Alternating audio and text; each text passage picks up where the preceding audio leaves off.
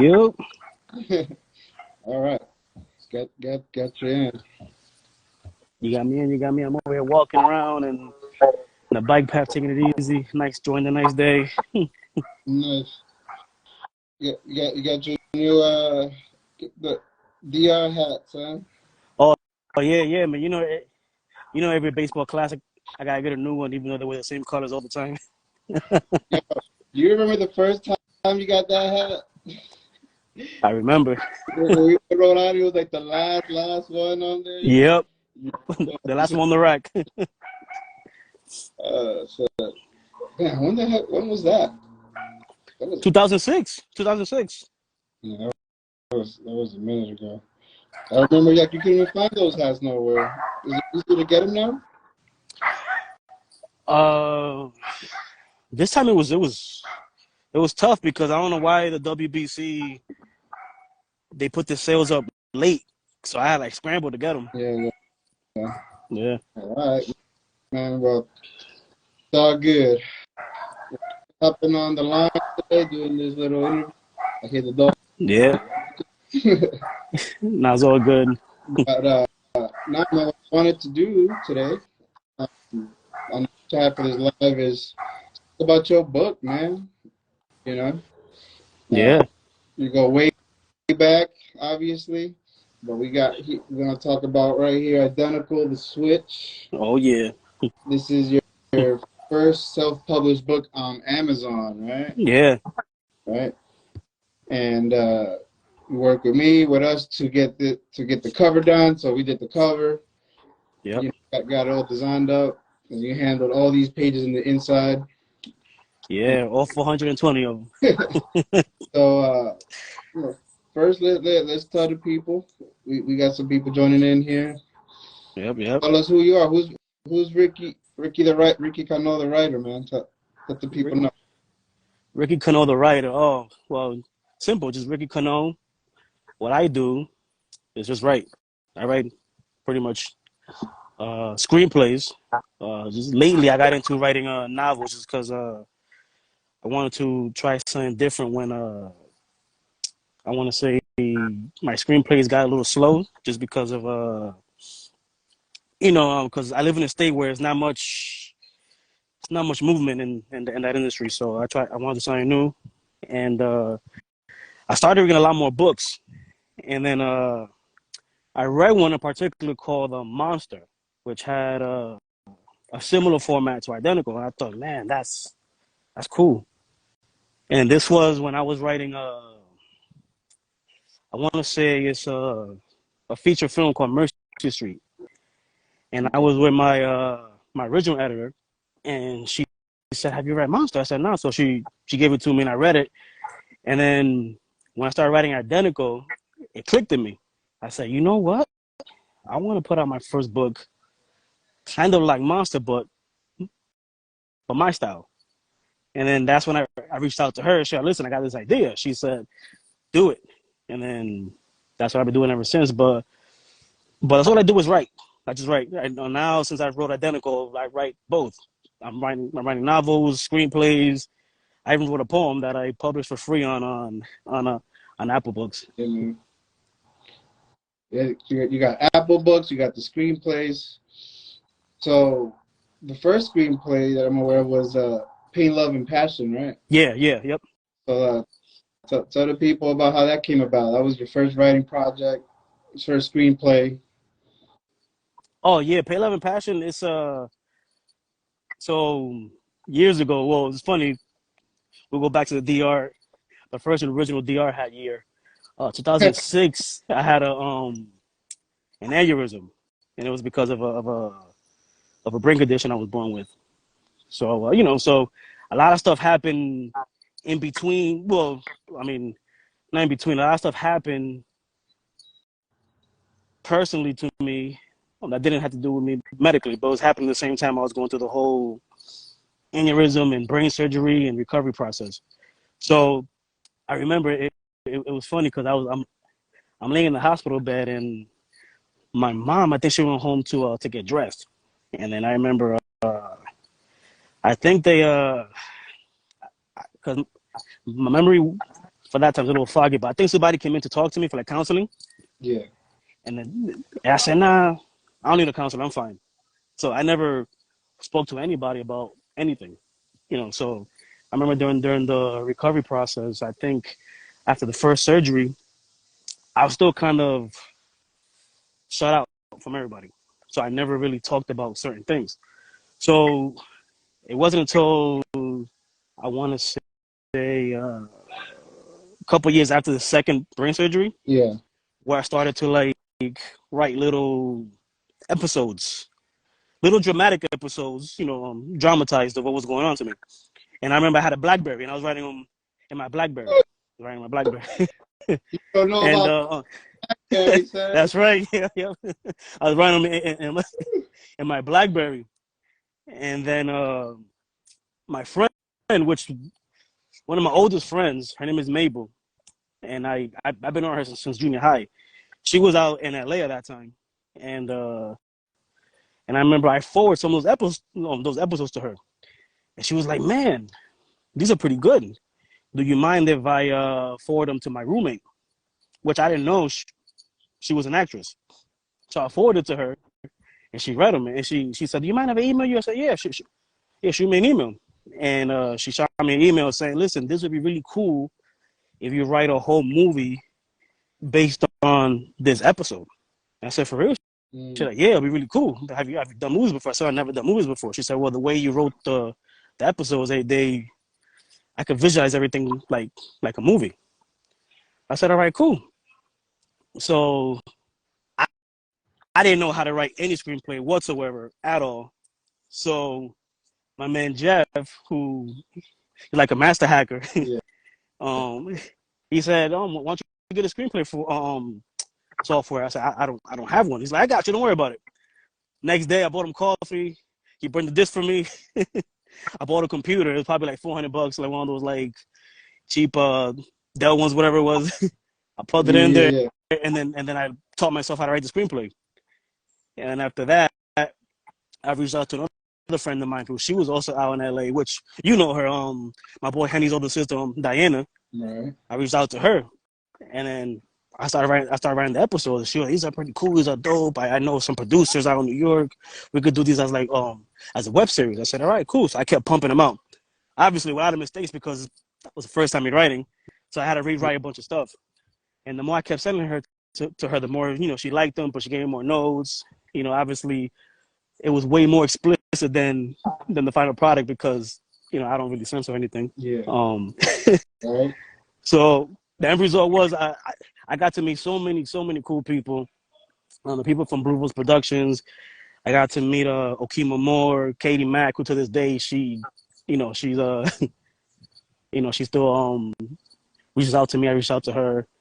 Yeah. Tiffany Black, who she's pretty much all over the place now. She's popping, and she's another one who basically gave me a lot of advice on final draft, and we all made it happen.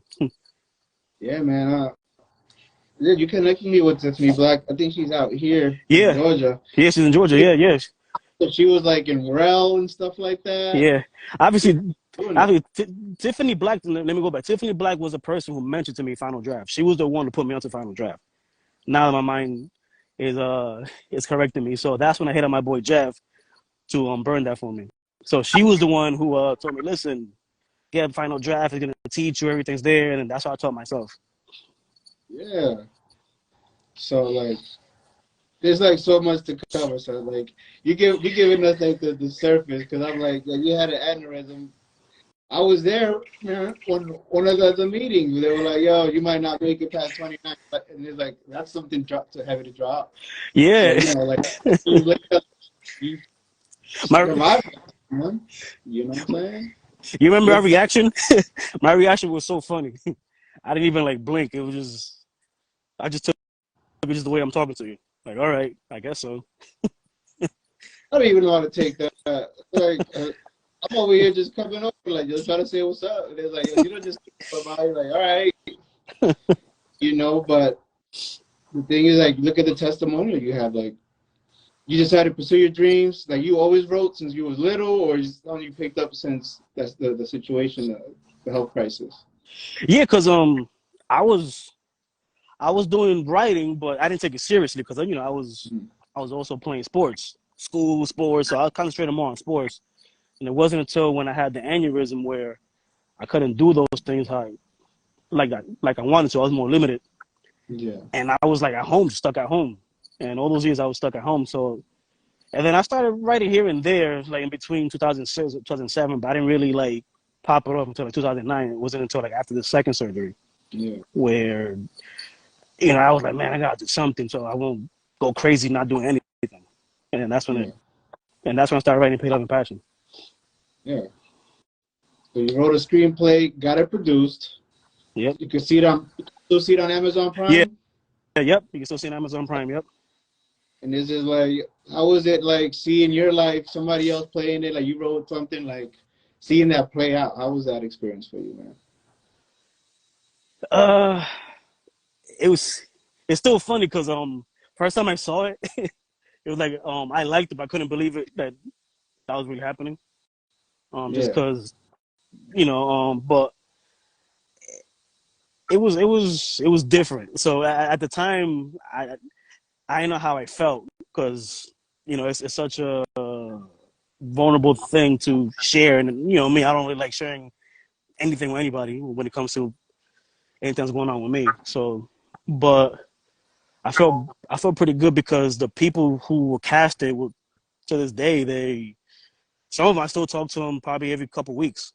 So you know the head cinematographer Will Smith, I still talk to him now. So so I made a lot of connections on that project. So, but actually seeing the actual film, like I only saw it twice, just because it's still something that I don't really like talking too much about.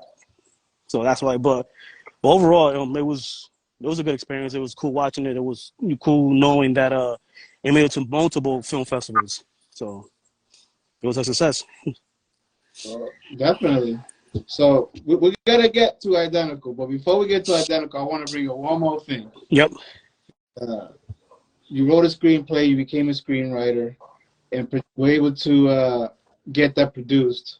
But then after that, you weren't just a screenwriter. You put the next thing you did, Bittersweet. Oh You yeah, yeah. produced a whole film production on some like indie tech. You know, Ugin and Raquel, they're on the live right now too. Yep. And I know he made a guest appearance on their cameo. Yep. And you just had like you did like this whole Rhode Island Providence freaking production like from scratch. Like tell us a little bit about that. Bittersweet. That one was. I want to say that was the best. Yeah, the best time I had like behind the camera and in front of the camera. So the way Bittersweet happened, Franceline, which is my cousin, he's my best friend, my son's godfather. Um, Mm-hmm. he knew I was writing something else, right? So he said, Ricky, um, we should do something ourselves. Your first one was popping, but now you got experience because now you got to be on set. We could do this. Obviously, like talking about it is easier than doing it. So, so, so I said, all right. So I started writing Bittersweet, but I started writing them as episodes, right? As episodes. So the way it came about, I started sharing, I guess, some of like the screenplay parts on Facebook, right? So Mm-hmm. a guy named Randy, who we used to work at the hospital, and I had no idea that he went to film school. out to me. He's like, "Yo, you're doing something dope, and what is it?" So I told him what it was. He said, "Listen, I have a camera, I got a little BS mic, but but whatever you need, we can do it because I got people." I said, "Well, the problem is I don't know any actors here."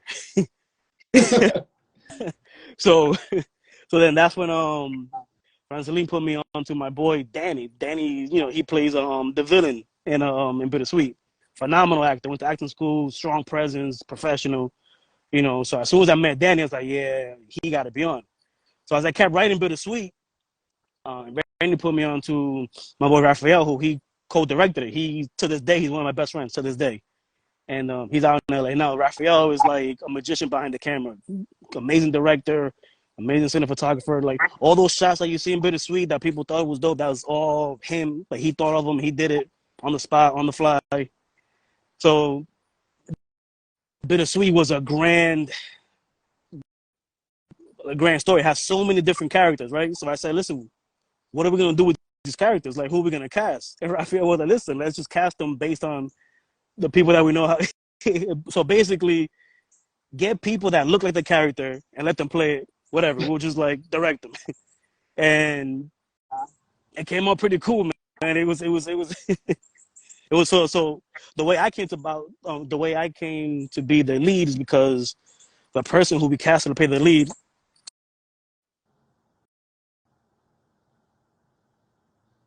Yeah. we're gonna do.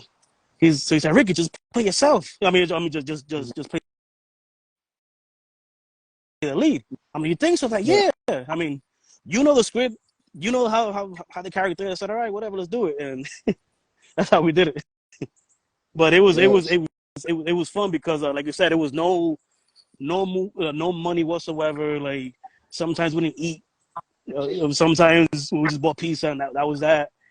And but everybody had a good time. Everybody was passionate about it. Nobody like gave up. Whenever they thought they were bad, we talked about, nah, listen, I'm still a beginner. Everybody's a beginner over here. Don't worry about it. We got you.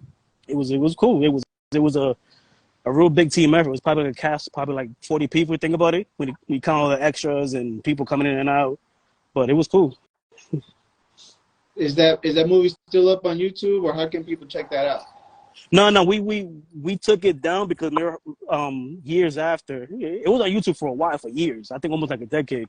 Mm-hmm. But me and Raphael talked about it, how a lot of people don't know this, but we're thinking about writing it all over again and making it more professional. So Mm.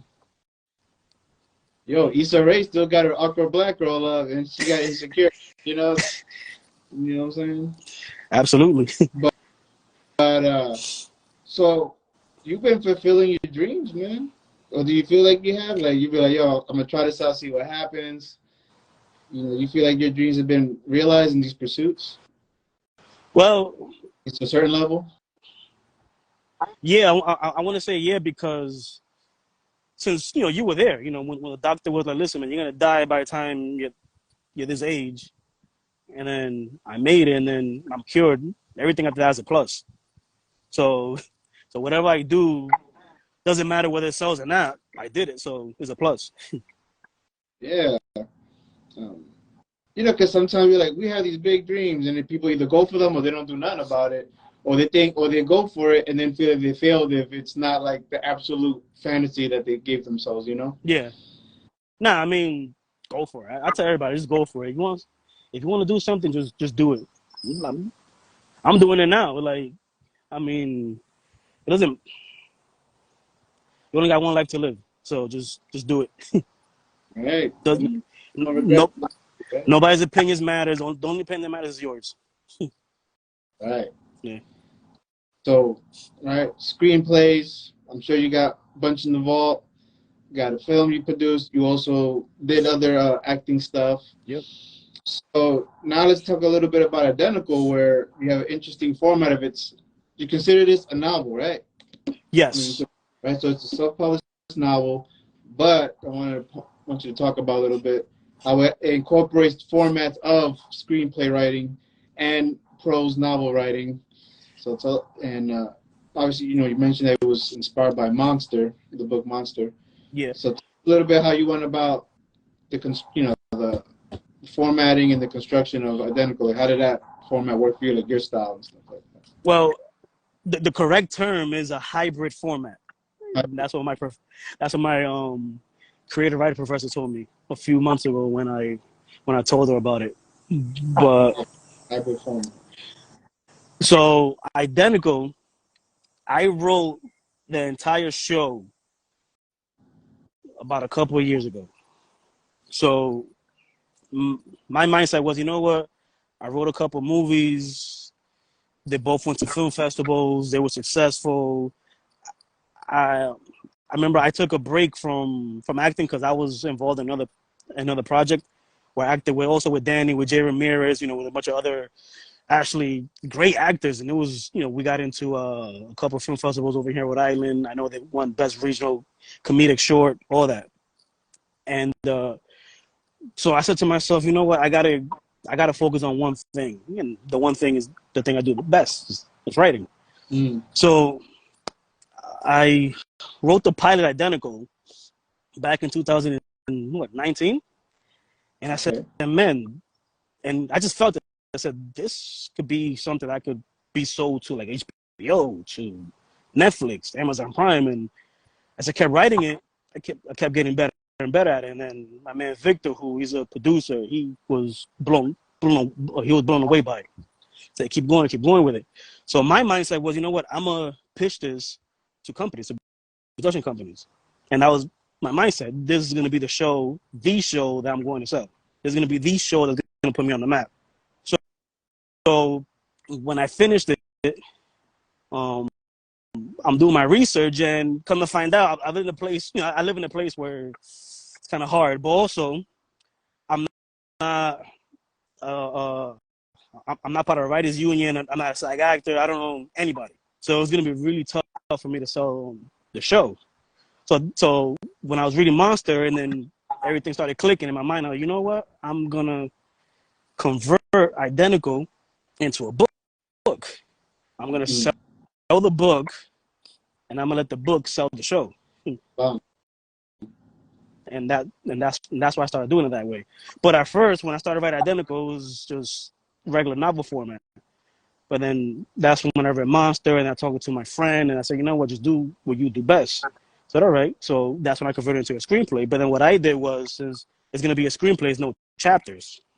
So I used the first person novel format to kind of break up like the chapters, like the screenplay chapters. Yeah, yeah. But you're still reading these people's feelings, their journey. You get to get deeper in their psyche, and that was my mindset. That's how I wanted to do, and then I've gotten a lot of great feedback from it. So, right. So for some people that don't know, like usually when you write a screenplay, it's not to publish it. You make like screenplay writing, comic writing, script writing is to make a production. Yep. Right. So in having a novel, which is a different type, in publishing it, it gives you like the double-edged sword, right? Like Yep.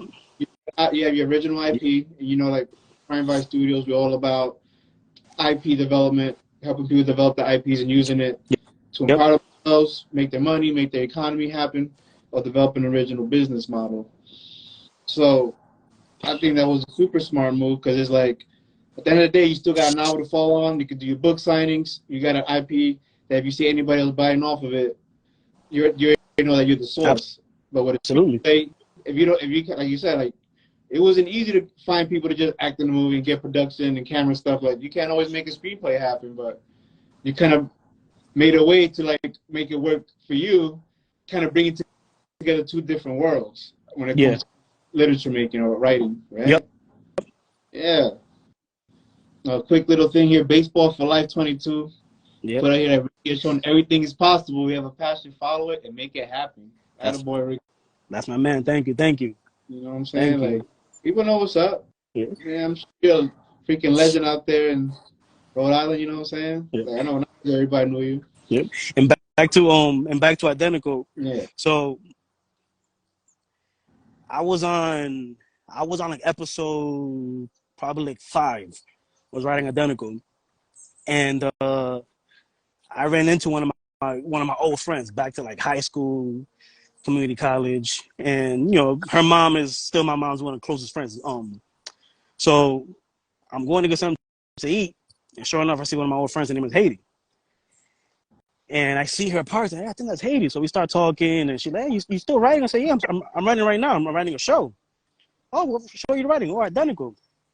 She's like, "Cool." So I said, "You don't mind? Do you mind reading them? Because this time I didn't have anybody to read them." She's like, "All right, I'll read them." So I sent her, I think, like the first like 4 episodes, and she emailed me back. She was like, "You got something here," and but she pointed out certain things about the female's perspective. Right. So that's when I asked her, "Do you mind helping me with that?" She's like, "Of course." So I want everybody to know that Identical couldn't be made without Haiti, because she helped me a lot with the Carolinas and the Amelias and all the females in the story. She had a big part in letting me understand the female psyche on this situation, that situation. No, that's not right. So if I was her, I would do X, Y, and Z. So I said, "Listen, why don't you become like my full-time editor on this?" She like, "Let's do it." So when I told her about the book, she said, "All right, I'm all in." And I remember we used to spend sometimes like hours talking about certain scenes and chapters and why Carolina would do this, and Ricky, you did this right, but remember, and on the last 10 pages, this happened, so Carolina needs to show this, and it was great. I mean, like I said, she was, and she worked hard. I remember I used to send her. I think we went through about like 19 revisions, and it was like every time, like it was a bulk of like over 400 pages, and she would go through them and come back, and she's like, "Hey, this is great, but now we gotta work on this." And I'm like, "Oh my gosh, another revision." but but we did it. You did it. So this was a baby, long time in the making, since 2019. Right, we got Identical, Switch, and so let's talk about a little bit. What is the book about? What can people look forward to? Who would enjoy it? What is Identical about? Because this has like the fire cover. You got these two heads. You got this girl here dangling some necklaces and stuff, boxing Yep. gloves. What's Identical about? So let's pitch it out to the people out there. So They need to put the order in on Amazon. oh yeah, so Identical is about Ronnie, who's an identical twin. I want to say he has the world on his shoulders. He has words in his hands. He's a professional boxer, has his dream woman, money, the fame, everything. He's young, but then he was framed for something he didn't do because he wasn't a citizen of the United States. He was arrested, and then he was deported back to the Dominican Republic. Because he knew he didn't do this crime, he just stayed with that feeling in his stomach that I have to find out what happened. So 8 years later, he and his twin brother, they switch identities while they're on vacation. He comes back to the States because he has a plan in mind, and a plan already set in motion to find out what happened on that night. But it's really, but a lot of people who read it, they'll understand. It's a crime story within a romance novel. That's what it is. You got to mix in a couple genres in there. Yeah. All right. So we got a crime story about a boxer. Would it be similar to, like, is there certain influences? I mean, besides Monster with the format, like, what kind of influence you're like, I want to do a story about this boxer, or this is a crime story, and then they happen to be about a boxer. Like, how you made these choices like that? Well, What inspired that? Identical itself went through a few remakes, because the first time I started writing Identical, the first time, I think it was like back in 2015. But the Ronnie character, he was an actual criminal. So what happened was he was set up that he was deported. So in my mind, I started thinking and started watching the TV. I said, man, too many times Hollywood plays us Hispanics as criminals. I want to change that. So I made him into a legit guy, So and I love boxing. So I said, you know what? Let me make him into a boxer. You know, he's not a criminal. He's a stand-up citizen, good family. I want to put him in a situation where society did him wrong. Mm. He didn't put himself in a situation. Society did him wrong, so he wants to make it right. Nice. So who do you think would be enjoying this kind of book besides us and the loyal fan base? Like, is it somebody that's trying to read something romantic, somebody that's trying to get into like a crime thriller feel? You know, what kind of people So should anybody be so picking this up? Everybody listening to this should be picking this up, but so tell us a little bit more. so anybody who enjoys thrillers, anybody who enjoys suspense, anybody who enjoys crime, anybody who enjoys drama, anybody who enjoys romance. Yeah. With Dominican, so you know there's comedy in there. Anybody who enjoys comedy, you know, Right. Anybody who's in drama, because the format is so, you know, it's a screenplay format mostly. So anybody who's into reading screenplays, you know, reading plays, you know, they should pick that up because the way it reads so smooth. I know my wife, who she reads tons of books, but she never read this format. And when she first got it, I think within like the first like hour, she was like on page like 50. She's like, I didn't know it was gonna read this smooth because I saw it so big. It's kind of intimidating. But when you read it, you know, your screenplay format is a little different than a novel format. So, you know, anybody who wants a quick read, they should pick it up. Don't be intimidated by the size. The size doesn't mean anything. Mm. Yeah, man. You already know. So where can people find Identical? I already put it on blast. It's on Amazon.com, Yup. right? That's for the digital, for the tangible copy. But you could also get the digital copy on Apple, On right? Apple, yep, on Apple Books. You can go to Goodreads. Goodreads.com also has it. That's another Goodreads. one. Yeah, so it's three platforms: Goodreads, Amazon, and Apple Books. Yeah. All right. And you've been getting some good feedback on it. How are you feeling about the feedback, the Oh, critiques? I'm loving it because you know why? Because it's honest. And I told everybody, I remember Amazon makes you write a list of 100 people who can get it first, Mhm. and those people got it first. And I told those people, listen, I want your honest opinion. I don't want anything that pleases me. I'm not. I'm here to get better because I'm gonna write more books. So, but surprisingly, everything, you know, because you know, going back as a first time author, you expect, you know, some of the not so great, you know, comments and feedbacks. But surprisingly, everything has been good. Everything has been good. A lot of people have been shocked, which that's the word that I want, because there are a lot of twists in there that surprises people, and it happens a lot throughout the book, which that's what I wanted. When I get those text messages that I have the "oh my god" in capital letters, I love those. Love those. A lot of people have wrote to me about a certain reveal that they didn't expect, which I love that. So everything has been good. Everything has been great. I know the last person to text me is my cousin, my cousin Pusu. Like, you remember her, and she wrote to me.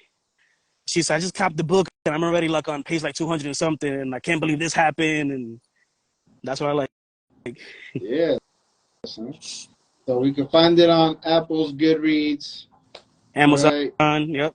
Amazon, of course. Put in that order. Um, you got twists and turns. It's not like a sit down. As you just see page turner Yep. popping off over here, right? Yep. Right.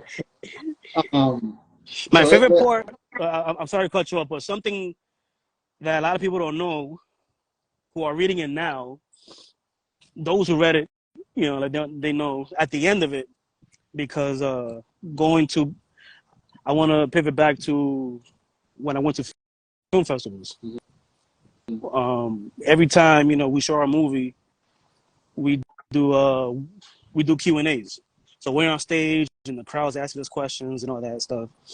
So what I thought would be pretty cool was to do my own Q&As. So when those first 100 people got their copies of the book and they read it, I I had told them, listen, if you have any questions about it, ask me the questions. And what I want to do is I want to post them in the back of the book. So Identical has about 2 or 3 pages of Q&As, because what I want to do is, well, what I did, not what I do, what I did, I wanted to, the right word I'm looking for is I want to basically show the world my narrative.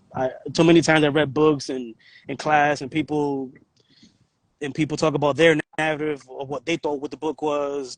No. I already answered all those questions. Right. That way people don't get these ideas where, oh, he's this, he's that, and that book is about that, and that book is that. No. There's about 15, 20 questions about the book, and I answer them all, and then the answers are there. And sometimes people don't understand what the book is about, and then they read the question, they go back and read it, and then now they're like, oh my God, I missed that. That's right. That's this. That's that. There you go. So you get to you demystify it. You got the answers right there. Yep.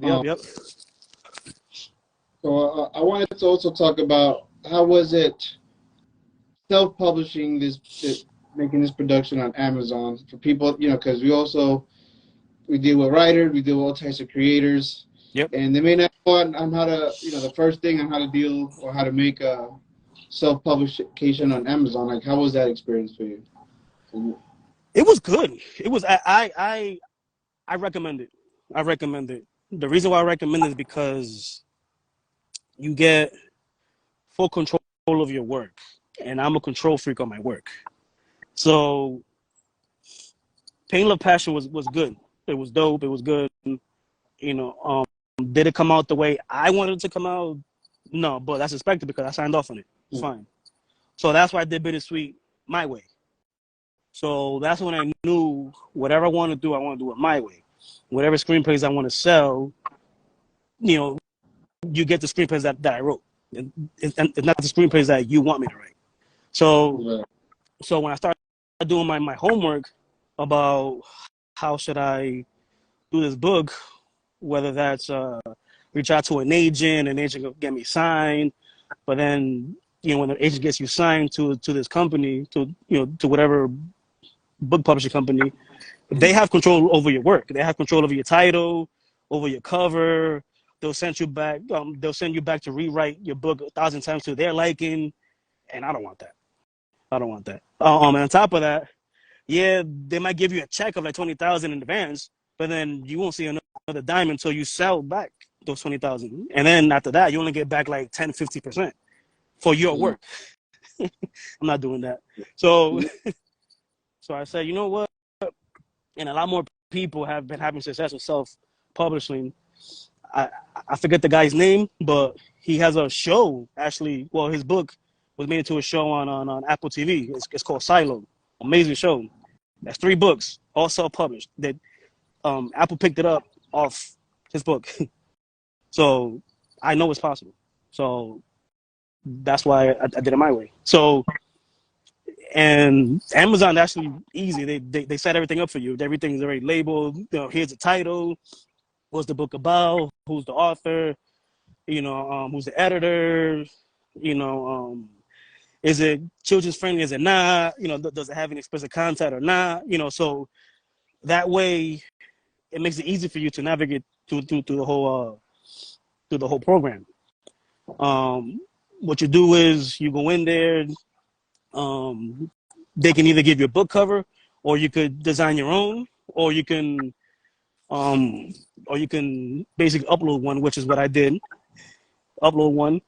You upload the manuscript, and then after that, it takes you through another page where it basically shows you what the inside of your book is. That way you can see whether you're in the margins or not.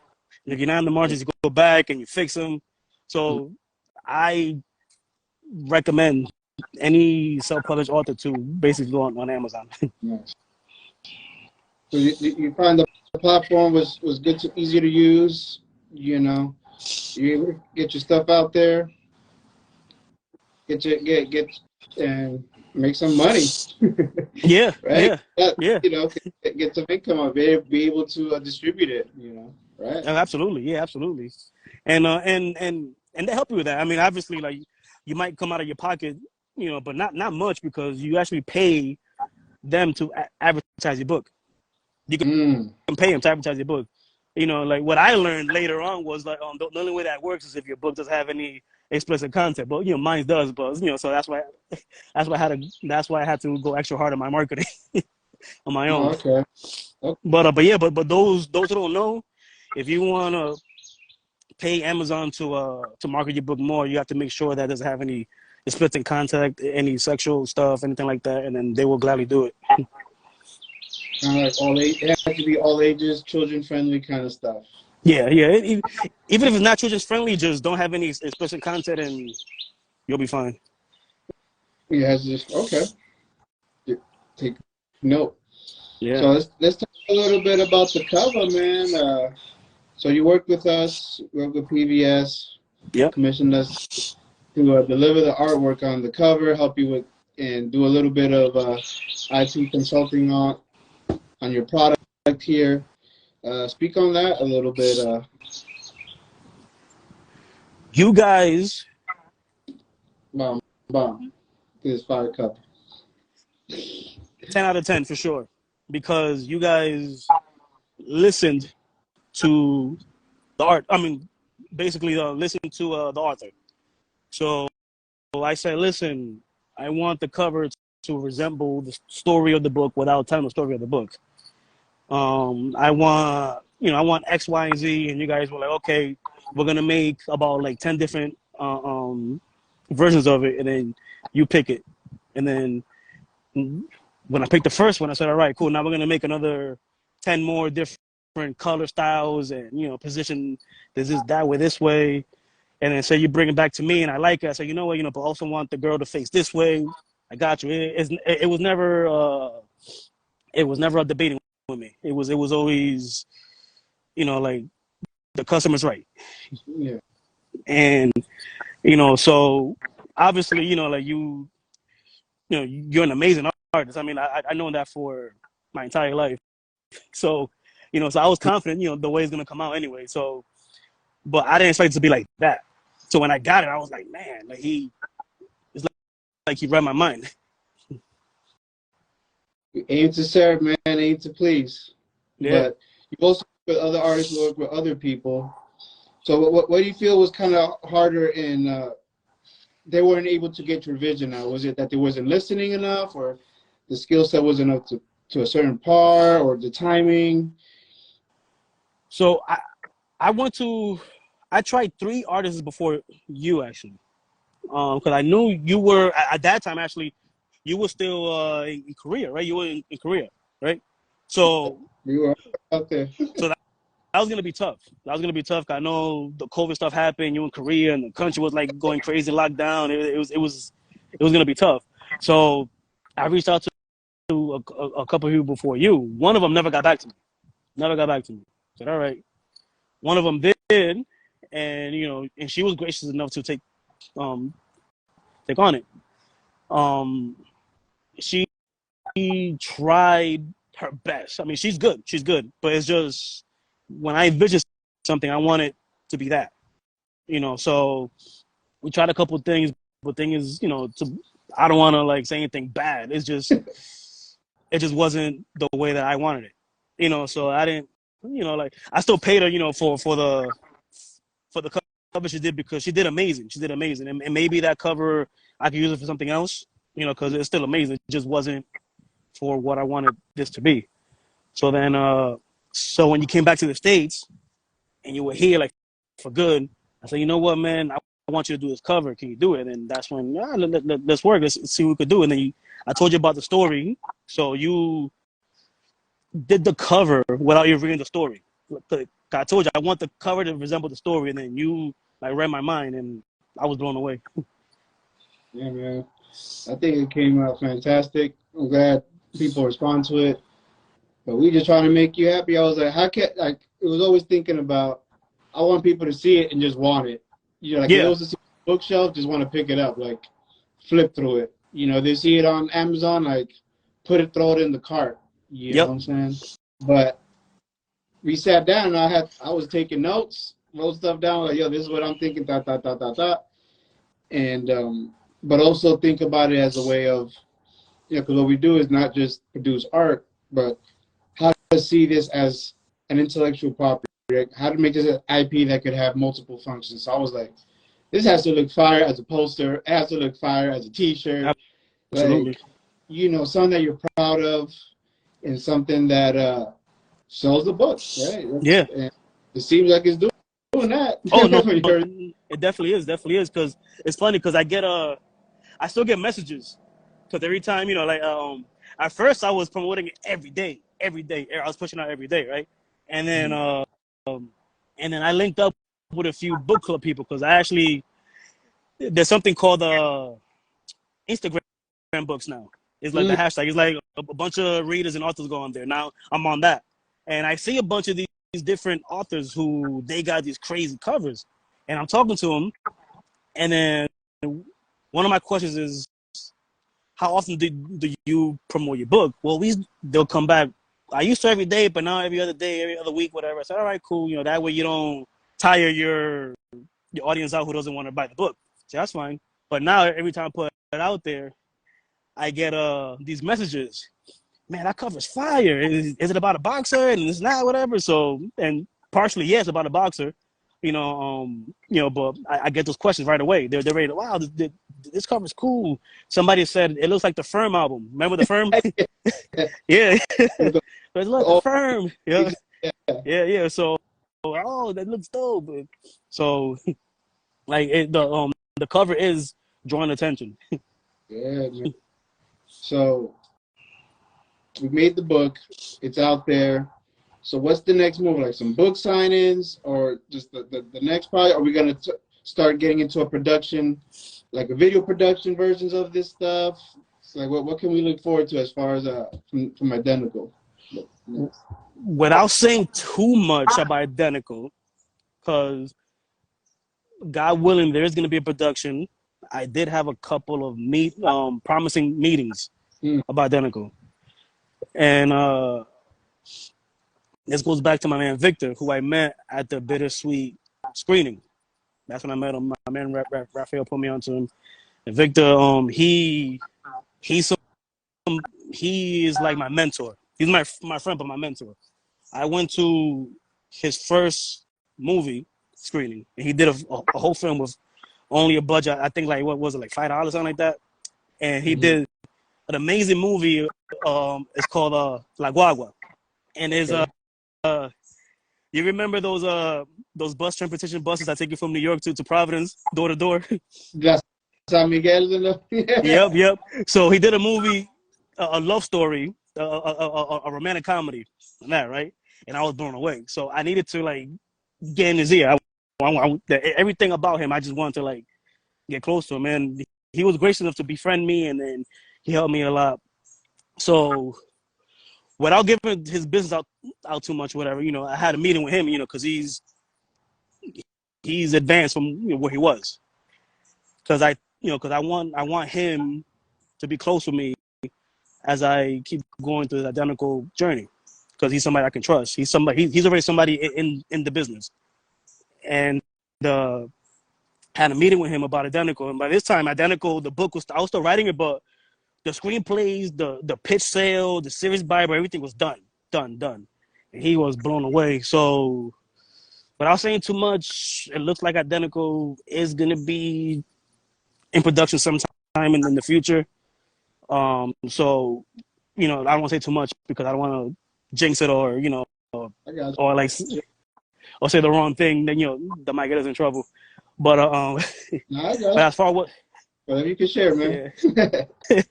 But as far as what's next, I'm writing another book. Well, plural books. Because I'm torn on which one I want to release next.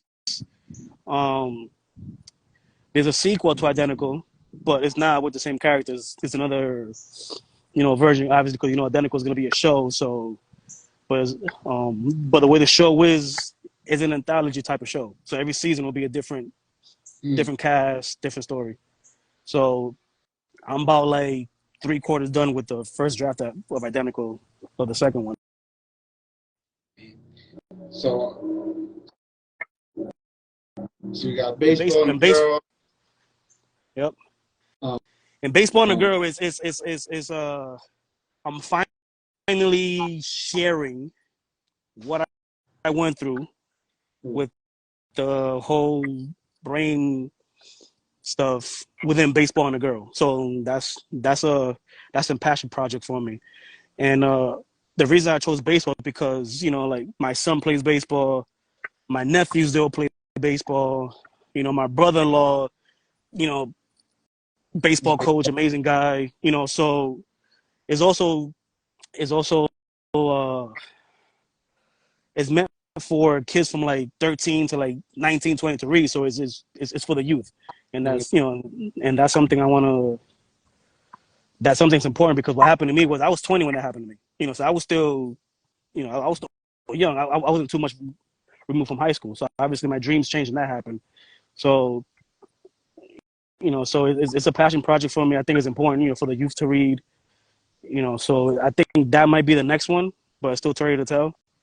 You know, also, like also, it'll be something that my son one day might pick up and read when he's of age, and he might, like, well, not might, I think he will enjoy. And yeah, yeah, yeah. My kid wrote this. You're gonna be going through it, man. yeah, That's fine. So we got some positive production going on with Identical.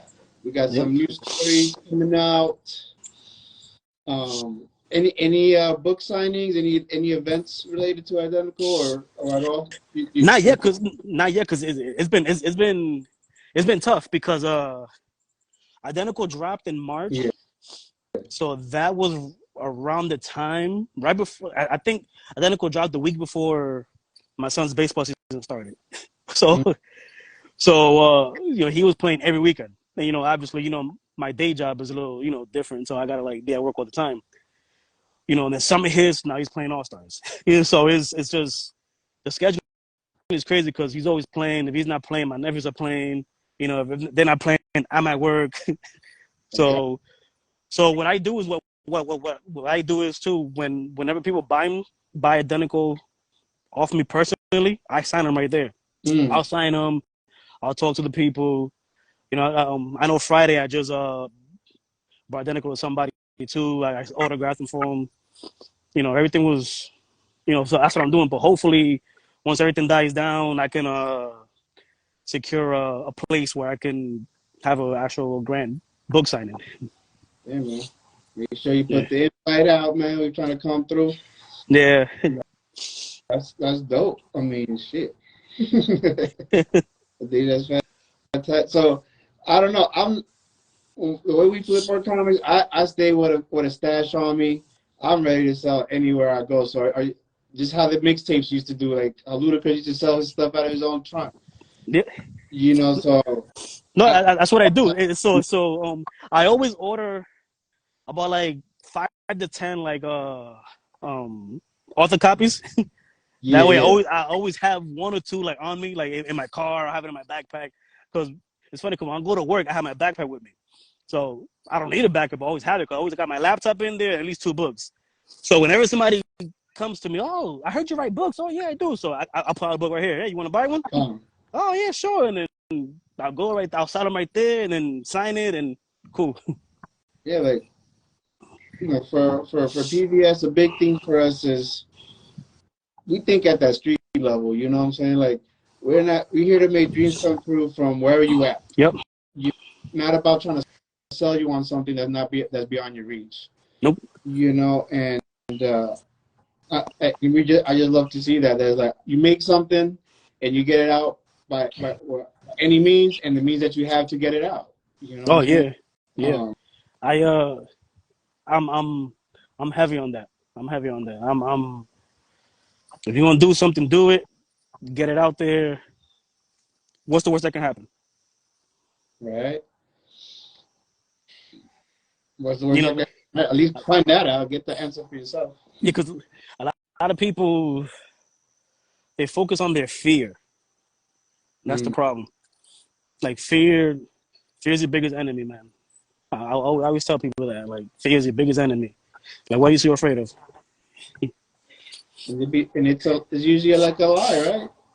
Yep, False appearing real. yep, That's an accurate word. yep.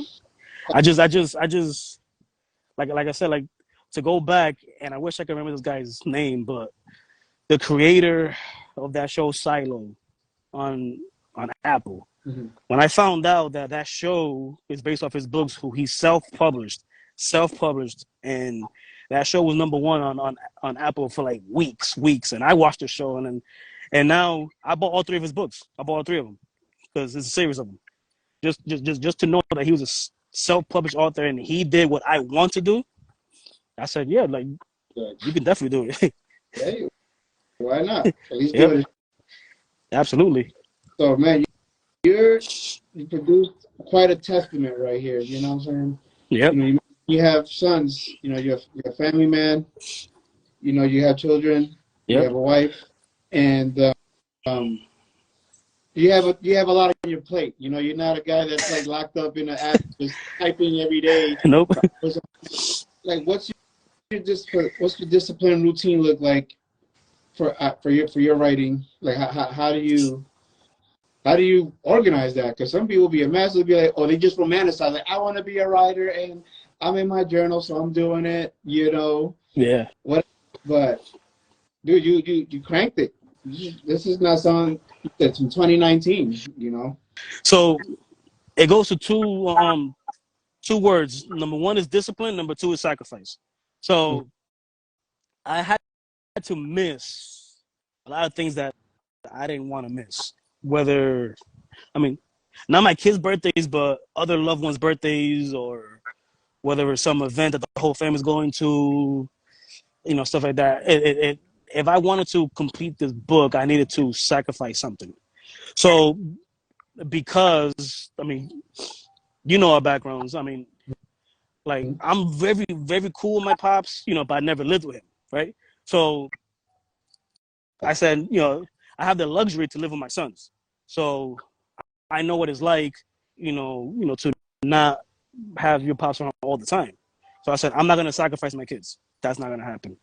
So what I did was I sacrificed sleep and I sacrificed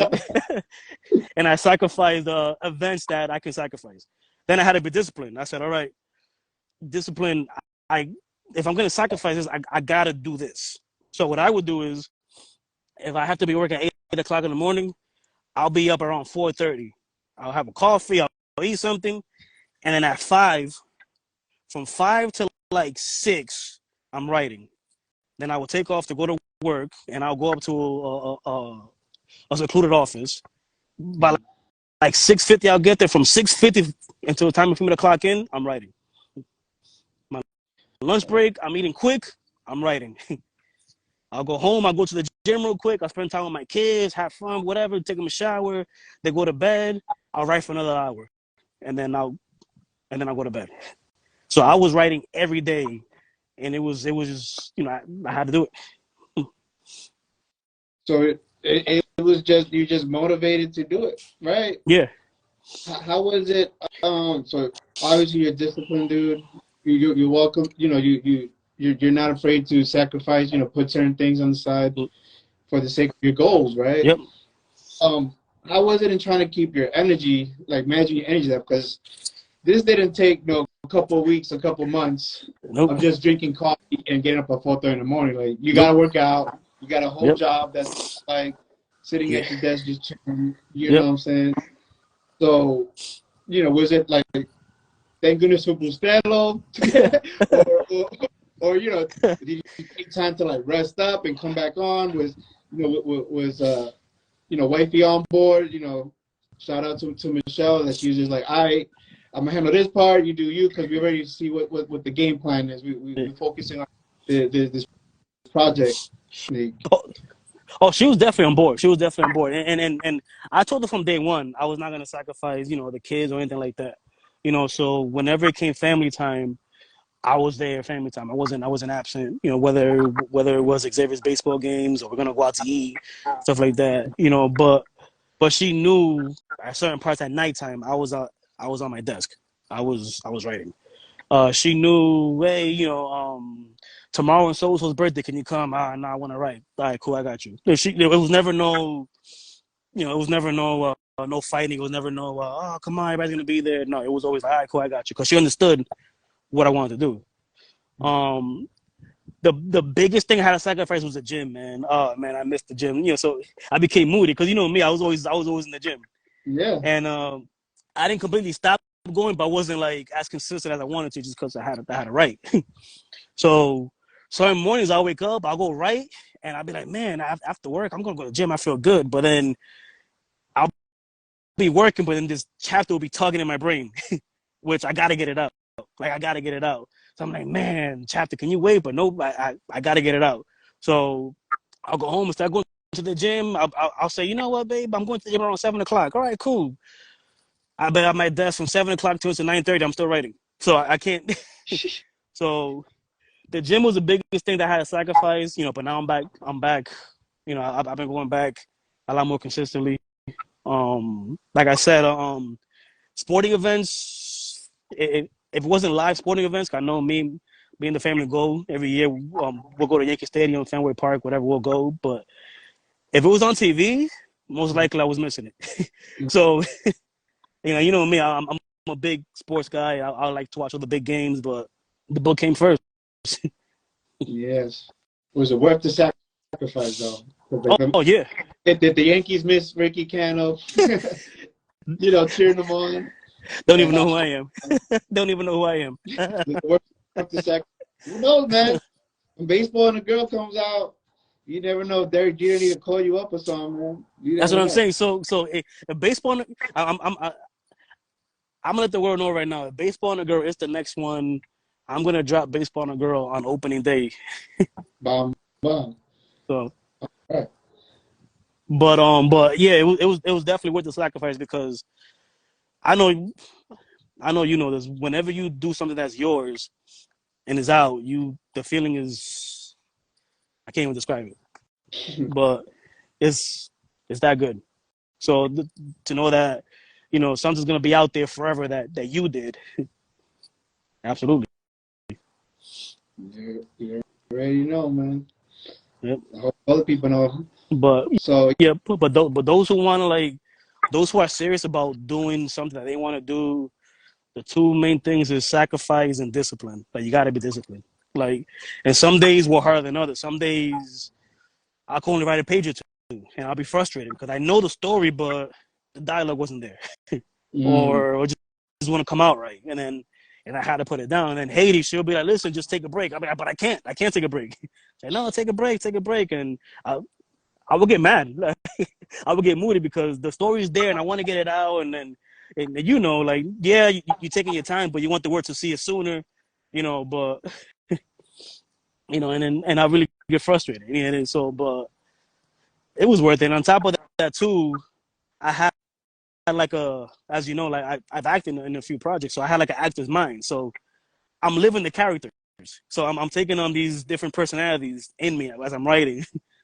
So sometimes the frustration won't be even me. It'll be like Ronnie's frustration. And it sounds weird to say, but those who are actors would definitely understand that.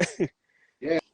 I mean, I remember I read the book you put me on to, Power of the Actor. Yeah.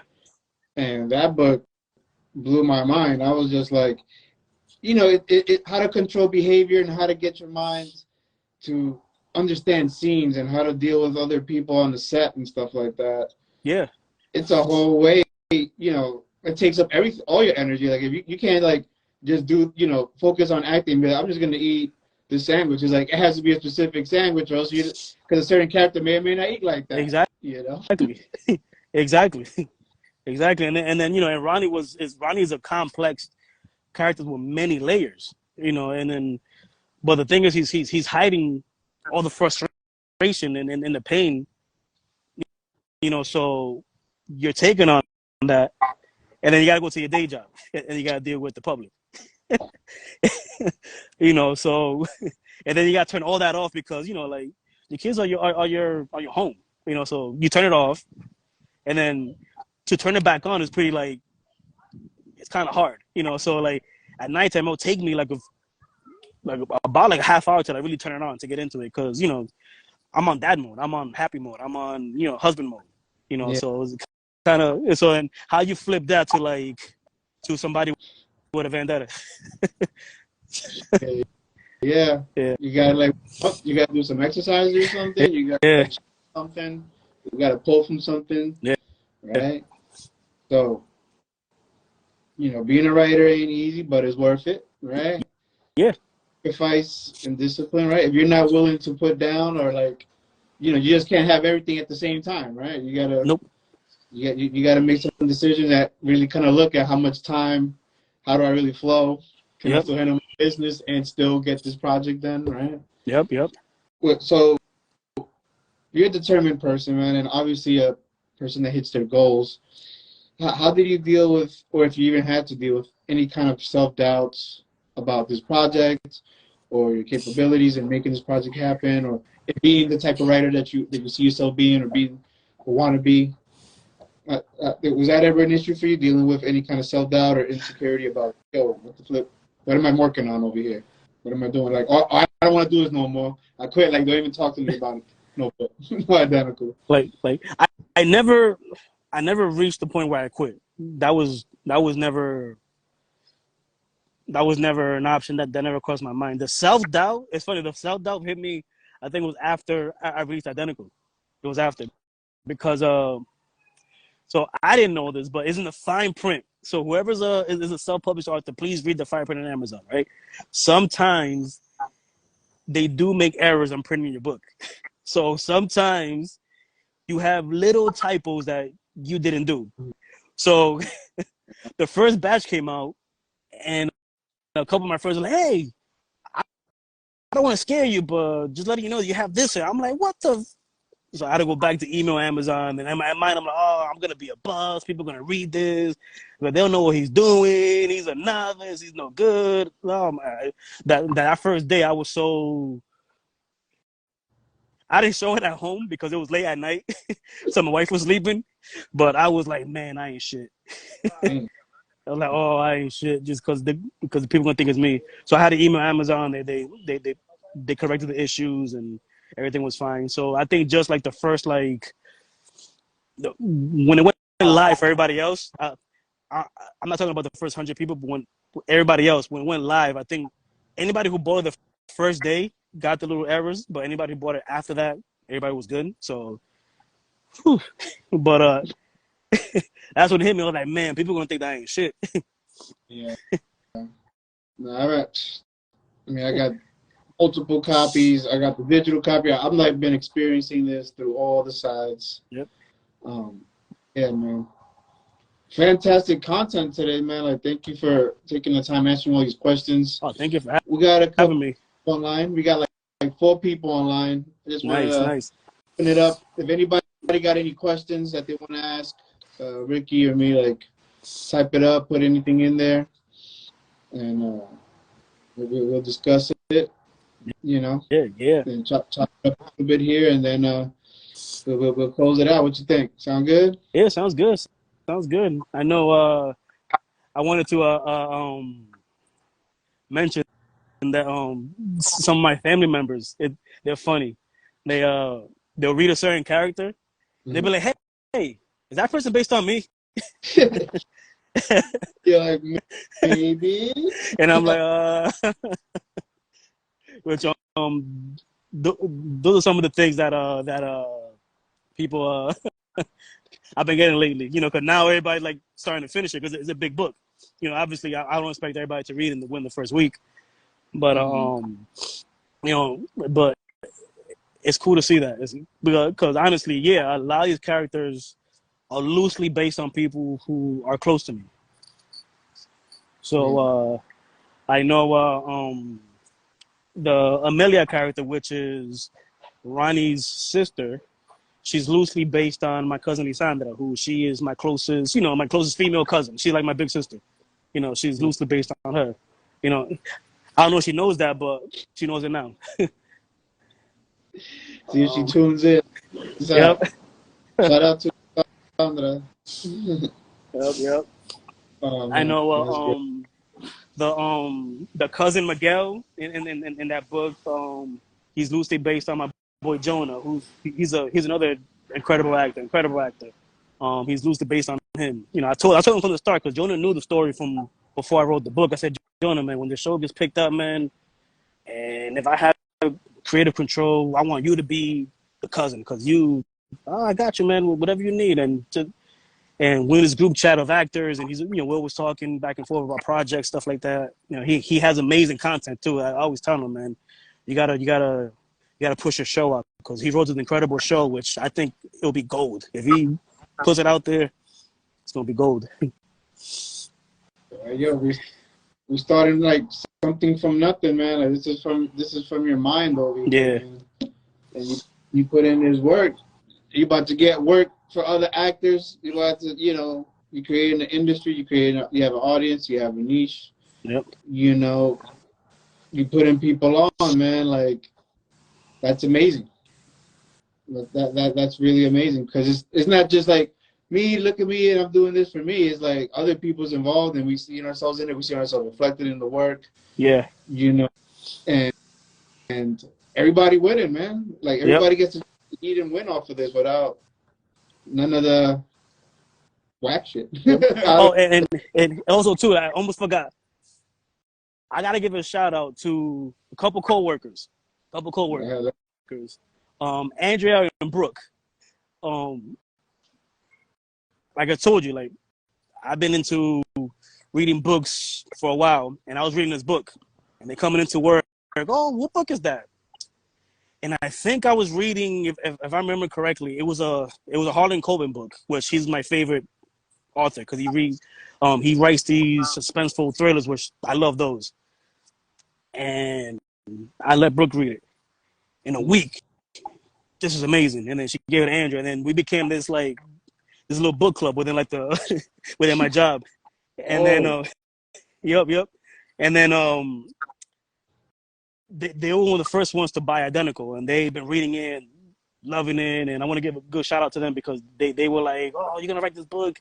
I told them about it. They always ask me about it every day. I let them read actually the pilot. They read the pilot. They're like, oh, this is amazing. You have to write it, and like, good people. Quick shout out to Brooke and Andrea. Nice. Yeah. So yo, mom's popped in on this. Little brother popped in on this. Wifey's done popped in on this. Yep. Thank you so much for doing this, man. I think this was a good moment.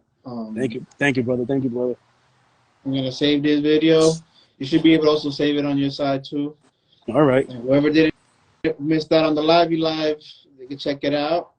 Absolutely. I'm gonna make a little blog of this too on primevice.com. So that you can continue going on there. Yep. You can get yourself this Identical. Amazon.com, you already know. Apple Books, you already know. Prime Vice, need somebody to get your cover looking popping. If you want to pick up your book, hit me up. Yep. You already know. And once again, people, at the end, there's Q&As. If you didn't understand the message, you read the Q&As, you'll understand it, and they'll make you see the book in a whole different light. And then, like I said, like every classic movie, when you read it the second time, is actually better. The second time around. I think Identical's like this. When you read it the second time around, once you read the Q&As, you watch out for the things I've mentioned. You'll appreciate it a lot more the second time around. Yeah. So you got rereading quality, man. Don't be the first time around. You're not gonna get everything. Exactly. Yep. So that's always freaking great. How can people get a hold of you, man? How do you want people to hit you up? They can it's crazy because like as you know, we're in our late 30s, so we're not too much tech savvy. But you can reach me on Instagram right here. You can reach me at on Twitter, which is Ricky Cano on Twitter. I'm on this Instagram Twitter thing. What's it called? Uh, Threads. Yes. I'm on Threads. I got the same name on Threads from Instagram. Yeah, that's where you can reach me. All right. Your the books in production. Oh, You can actually, too. Actually, I just got a TikTok. Just got a TikTok. My nephew put me onto TikTok. My nephew did nice. because I saw this story about this is a veteran guy from the military. He wrote this book, self-published book, and he was having a sign a book signing at a Walmart. He had all these books with him, and nobody was stopping by his table. And there was this guy on TikTok. I guess he was popular on TikTok. He felt bad for the guy, Mm-hmm.